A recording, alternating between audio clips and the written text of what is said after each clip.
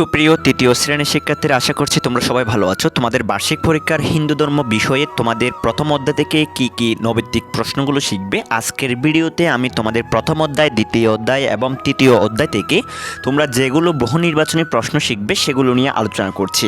সুপ্রিয় শিক্ষার্থীরা, প্রথমে তোমরা দেখতে পাচ্ছ তোমাদের প্রথম অধ্যায় স্রষ্টা ও সৃষ্টি থেকে তোমরা প্রথমে যেটি শিখবে সেটি হলো আকাশে কি রয়েছে। আকাশে চন্দ্র রয়েছে, আমি এখানে পাশে উত্তর সহ লিখে দিয়েছি। এরপরে 2 নম্বরে দেখতে পাচ্ছ কাঠমিস্ত্রি কি তৈরি করেন, উত্তর হলো চেয়ার তৈরি করেন। তোমাদের পরীক্ষায় এরকম 4টি অপশন দেওয়া থাকবে, তোমাদের যেটি সঠিক উত্তর সেটি খাতার মধ্যে লিখতে হবে। এরপরে তোমরা দেখতে পাচ্ছ তোমাদের 3 নম্বরে রয়েছে যিনি দালান তৈরি করেন তাকে কি বলে, উত্তর হলো রাজমিস্ত্রি। 4 নম্বর হিন্দু ধর্মের সৃষ্টিকর্তাকে কি বলে, উত্তর হলো ঈশ্বর। 5 নম্বর ঈশ্বর ও জীবের মধ্যে সম্পর্ক কেমন, উত্তর হলো নিবিড়। 6 নম্বর আমাদের কোনটি খুব সুন্দর, আমাদের পৃথিবী খুব সুন্দর। 7 নম্বর আকাশে কি আছে, উত্তর হলো চন্দ্র, আকাশে চন্দ্র আছে। এরপরে 8 নম্বরে দিয়েছে হিন্দু ধর্মের সৃষ্টিকর্তাকে কি বলে, উত্তর হলো ঈশ্বর বলে। সুপ্রিয় শিক্ষার্থীরা, তোমরা দেখতে পাচ্ছ তোমাদের প্রথম অধ্যায় থেকে আমি 8টি বহু নির্বাচনী প্রশ্ন দিয়েছি। এরপরে আমি তোমাদের আলোচনা করছি দ্বিতীয় অধ্যায় থেকে তোমরা কোনগুলো শিখবে। তোমাদের দ্বিতীয় অধ্যায় হলো দেবদেবী ও পূজা। 9 নম্বরে দিয়েছি ঈশ্বরের সাকার রূপ, উত্তর হলো দেবদেবী। 10 নম্বর ঈশ্বর যে রূপে পালন করেন তার নাম হচ্ছে বিষ্ণু। এরপরে দিয়েছি 11 নম্বরে লক্ষ্মী কিসের দেবী, উত্তর হলো লক্ষ্মী ধন সম্পদের দেবী। এরপরে 12 নম্বরে দিয়েছি সরস্বতীর বাহন, উত্তর হলো শ্বেতহংস। 13 নম্বরে দিয়েছি সকল বিঘ্ন বিনাশকারী দেবতার নাম কি, উত্তর হলো গণেশ। 14 নম্বরে দিয়েছি কে নিরাকার, উত্তর হলো ঈশ্বর নিরাকার। 15তে দিয়েছি সকল বিঘ্ন নাশকারী দেবতার নাম, উত্তর হলো গণেশ।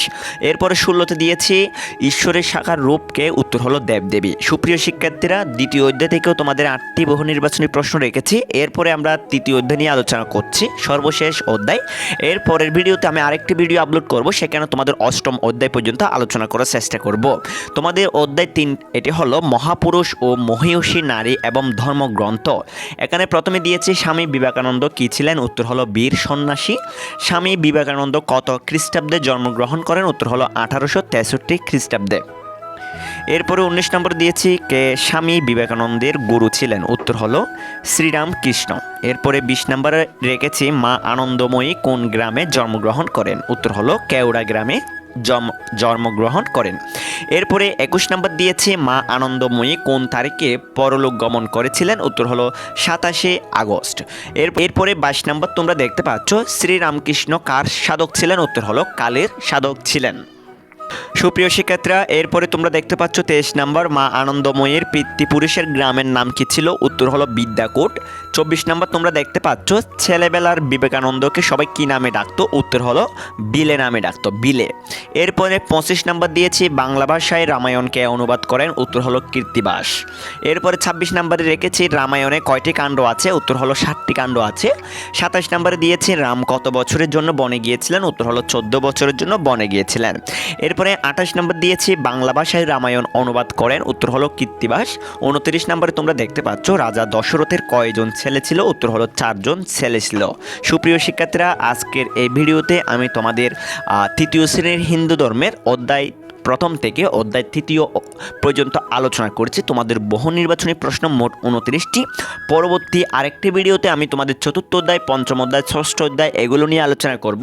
আশা করছি তোমরা বার্ষিক পরীক্ষার জন্য আমার চ্যানেলের সাথে যদি থাকো আর আমার চ্যানেলটি যদি সাবস্ক্রাইব করে রাখো, আশা করছি তোমরা বার্ষিক পরীক্ষা প্রত্যেকটি বিষয়ের ভিডিও, আমার বার্ষিক পরীক্ষারগুলো যদি দেখো, আমার ভিডিওগুলো যদি তোমরা দেখো, তাহলে তোমাদের বার্ষিক পরীক্ষায় তোমরা এখান থেকে অবশ্যই 100% তোমরা পরীক্ষায় কমন পাবে।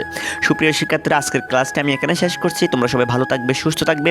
পরবর্তী ভিডিও দেখার জন্য তোমাদেরকে অনুরোধ জানিয়ে আজকের ক্লাসটা আমি এখানে শেষ করব। সবাই ভালো থাকবে, সুস্থ থাকবে। সবাইকে টাটা।